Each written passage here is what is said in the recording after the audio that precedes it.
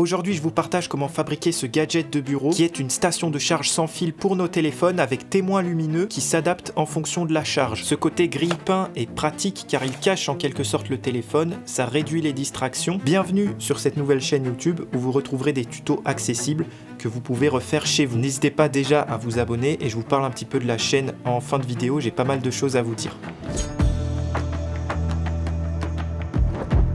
Pour le côté station de charge sans fil, on va utiliser un MagSafe qui vient s'aimanter à l'arrière du téléphone.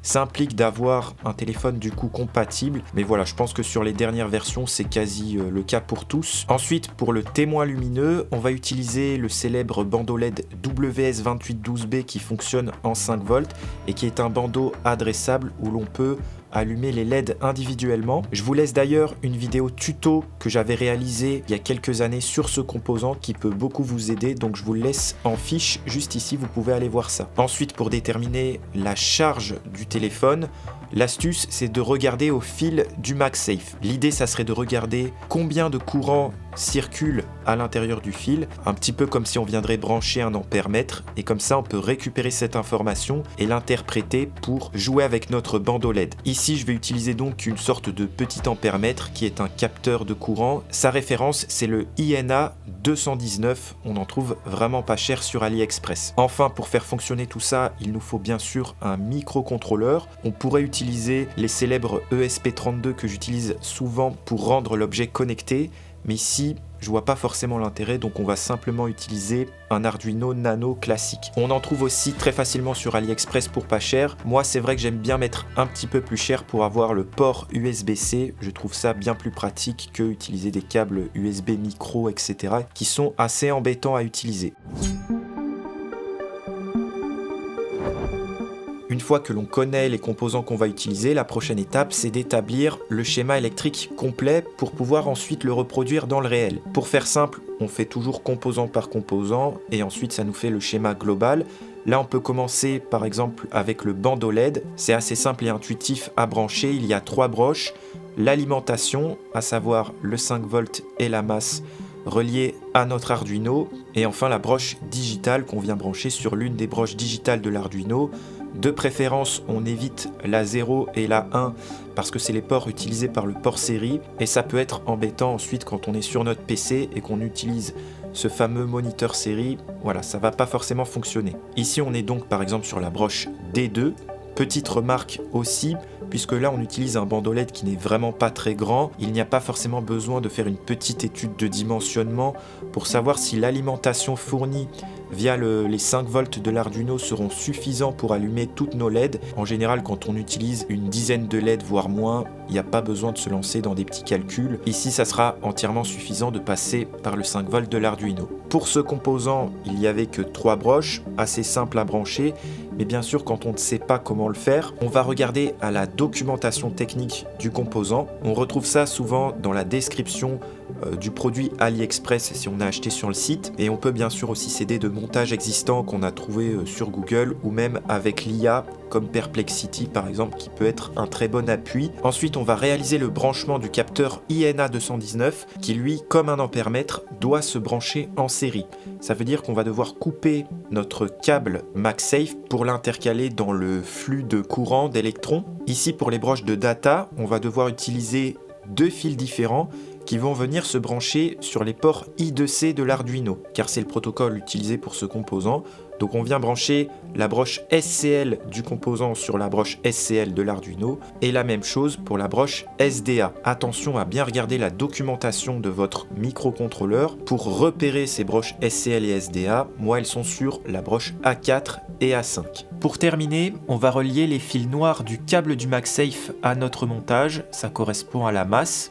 On fait bien attention qu'elles soient toutes reliées et ensuite on va profiter du 5 volts du câble du MagSafe pour alimenter tous nos composants. Comme ça on n'ajoute pas une alimentation externe. Et enfin vous verrez qu'il y a aussi un fil vert et blanc qui sort du câble du MagSafe. Ceux-là on va pas s'en préoccuper, mais il faudra bien les reconnecter entre eux. Et puis voilà pour ce qui est de notre montage électronique à reproduire dans le réel.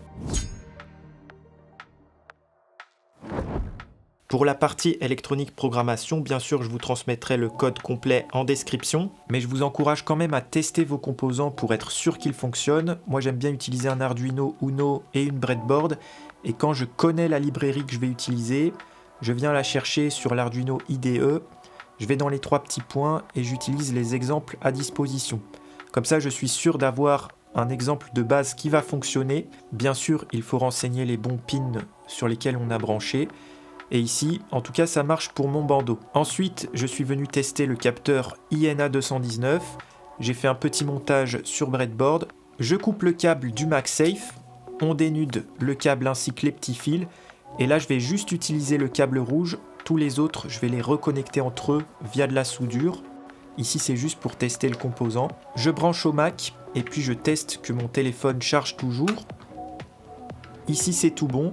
Et enfin, avec du code encore, je viens tester que je récupère bien l'information du courant. Quand je mets mon téléphone sur le MagSafe, le courant augmente et monte jusqu'à environ 900 mA. À partir de là, puisque je sais que j'ai du code fonctionnel, je peux donner tout ça à une IA genre ChatGPT pour me combiner tous les codes et ajouter les fonctionnalités d'éclairage, etc. De cette manière, ça sera bien plus fiable que directement générer du code par IA sans trop réfléchir. Sur Fusion 360, je vous partage comment modifier légèrement le boîtier pour qu'il puisse être sur mesure à votre téléphone. C'est pas compliqué, c'est en quelques clics. Normalement, ça fonctionne et vous retrouverez ce fichier F3D dans la description de cette vidéo. Ce qu'il faut comprendre sur ce projet, c'est que moi j'ai modélisé ça de façon à avoir 3 composants. On a l'iPhone qui est en vert, on a le MagSafe qu'on ne voit pas puisqu'il est à l'intérieur, et ensuite on a le boîtier, et le boîtier qui est en bleu, on peut l'ouvrir ici et on peut voir qu'il y a 4 bodies différents, notamment avec le couvercle, le diffuseur des LED, etc. Donc c'est ça qu'on va exporter après en STL pour les imprimer. Donc par exemple, pour exporter le boîtier, je viens faire un clic droit dessus et un Save as Mesh, et ensuite ici je peux cliquer sur OK et ça va me proposer de télécharger à un endroit le STL. Voilà, ici je peux sélectionner le bon chemin, etc. Moi je ne vais pas le faire là. Pour modifier le boîtier par rapport à votre téléphone, l'idée c'est de changer les dimensions du téléphone qui est déjà présent ici. Pour faire ça, vous pouvez aller sur le premier sketch dans l'historique, double-cliquer dessus et renseigner les dimensions que vous souhaitez. Donc si vous avez une coque de téléphone, prenez en compte la coque. Là par exemple, je vais mettre plus large pour vous montrer. 180 on va mettre. Et la largeur, on va mettre 90 par exemple. Et ensuite je clique sur Finish Sketch. On peut voir que le boîtier s'est mis automatiquement à jour. Et pour modifier aussi l'épaisseur de mon téléphone, c'est la première fonction ici. Dans l'historique, je double-clique dessus. Et je peux renseigner par exemple une valeur ici de 13. Prenons large pour l'exemple. Voilà. À noter aussi que moi j'ai fait un emplacement ici pour les objectifs. Si je viens cacher mon téléphone, il faut de la place ici pour les objectifs. Donc si vous voulez modifier cette partie-là du téléphone, pareil, c'est pas très compliqué. Il faut aller dans le deuxième sketch, ici dans l'historique. Ça correspond à ce carré-là, donc vous pouvez changer les dimensions. Je vous encourage à prendre un peu plus large que les dimensions exactes de vos objectifs, comme ça vous êtes sûr que ça va rentrer. Et pareil pour l'épaisseur des objectifs. Donc c'est la deuxième fonction ici, on double-clique dessus et on peut mettre ici par exemple 10 mm. Si j'appuie sur OK, le boîtier va se mettre à jour. Pour être sûr quand même que ça a bien fonctionné, si vous n'avez pas d'erreur, vous pouvez cliquer sur le dossier Analyse en haut, le petit œil sur le côté. Ça va créer une vue en coupe, comme ça vous pouvez voir un petit peu l'intérieur du boîtier. Et on peut aussi cacher le téléphone pour voir à quoi ça ressemble à l'intérieur. Petite note ici, l'iPhone de modéliser, c'est un iPhone 15 Pro, c'est celui que j'utilise. Si vous utilisez une coque, normalement vous devriez retomber un peu sur les mêmes dimensions, j'imagine. Après ça dépend les modèles.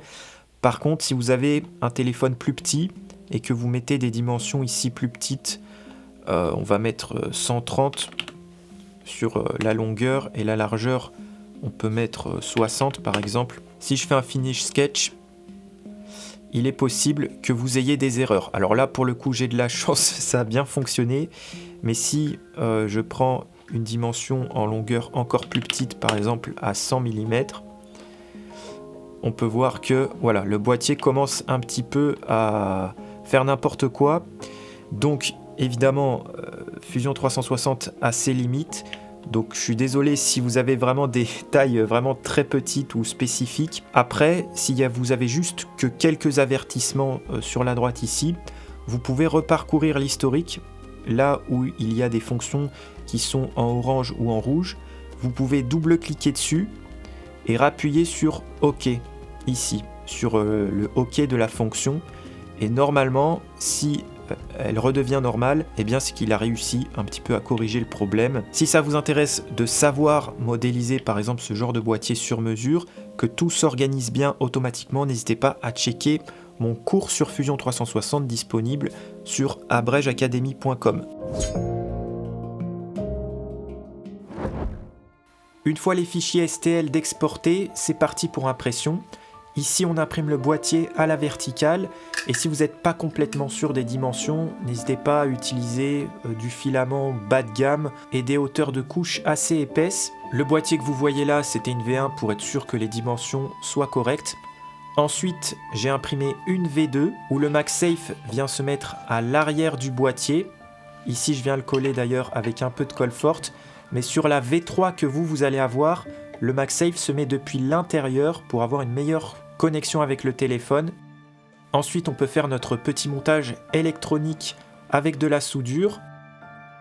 Pour le bandeau LED, une fois découpé à la bonne longueur, vous pouvez imprimer ce boîtier en blanc. Ça permettra d'avoir une belle diffusion de la lumière. Voilà ce que ça donne une fois terminé sur mon boîtier V2. Plus tard, je l'ai reproduit sur mon boîtier V3 que vous voyez juste ici. En tout cas, une fois mis sous tension, le projet fonctionne super bien.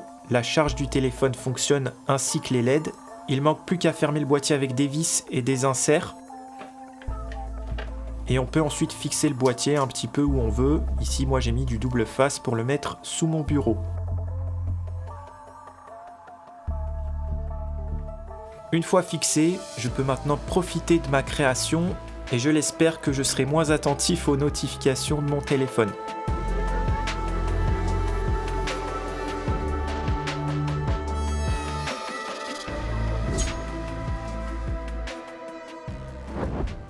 Bon, qu'en est-il de cette nouvelle chaîne YouTube? Pourquoi je l'ai créée? Et qu'est-ce que vous allez retrouver dessus? Eh bien, l'idée, c'est de vous partager ce genre de petits projets que vous pouvez refaire à la maison, un peu comme au bon vieux temps, sous forme de tuto. C'est vrai qu'avec la chaîne principale, maintenant, je fais des choses un peu plus divertissantes. Et d'ailleurs, sur cette année 2026, je vais essayer d'axer mon contenu sur des projets un peu plus grand public. Voilà, ça implique que je délaisse un petit peu les tutos de côté, pour essayer d'évoluer puisque voilà, la chaîne stagne un petit peu, d'où cette chaîne secondaire. Le contenu sera donc, on va dire, éducatif et je vais essayer d'être régulier dessus grâce à une astuce. Je me suis dit, est-ce que ça serait pas cool de laisser la porte ouverte à d'autres créateurs à cette chaîne YouTube? Ça permettrait comme ça de faire du contenu plus régulier, de se relayer et comme ça, ces jeunes créateurs pourrait bénéficier entre guillemets de ma visibilité pour essayer finalement de vivre de YouTube parce que pour la plupart c'est leur rêve, ceux que j'ai contactés et d'ailleurs la plupart des gens que j'ai contactés ont accepté de jouer le jeu.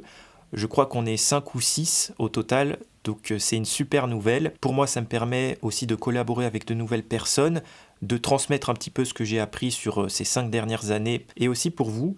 Comme ça, vous découvrez peut-être de nouvelles têtes, de nouveaux youtubeurs que vous ne connaissiez pas. Voilà, en tout cas, je pense que c'est une bonne idée. Quand je parle de contenu régulier, je pense une vidéo toutes les 2 semaines environ. Je vais essayer comme ça, le planning est fixé et on verra si on s'en sort. En tout cas, n'hésitez pas à donner de la force aux personnes qui vont passer, que ça soit en laissant un commentaire, en vous abonnant à leur chaîne YouTube également. Et puis n'hésitez pas aussi à vous abonner à cette nouvelle chaîne, à la partager autour de vous. Pour moi, c'est un pari, c'est aussi un investissement parce que voilà, pour l'instant, il n'y a pas de sponsors qui suivent cette chaîne parce que c'est le début. Par transparence, je rémunère aussi les gens qui vont passer. Voilà, je pense que c'est normal. Une dernière chose peut-être concernant le nom de la chaîne qui s'appelle Abrège Academy. J'ai choisi ce nom parce que déjà je pense que c'est bien avec l'ADN apprentissage qu'on va essayer de véhiculer sur la chaîne. Mais surtout, pour les plus malins, vous l'avez deviné, mais j'ai également une plateforme de cours qui s'appelle Abrège Academy. Et comme ça me permet de faire un peu un lien indirect et de promouvoir mes cours pour ceux qui veulent aller plus loin. Voilà, on se donne donc rendez-vous d'ici 2 semaines sur cette chaîne avec un nouveau créateur. Allez, à bientôt!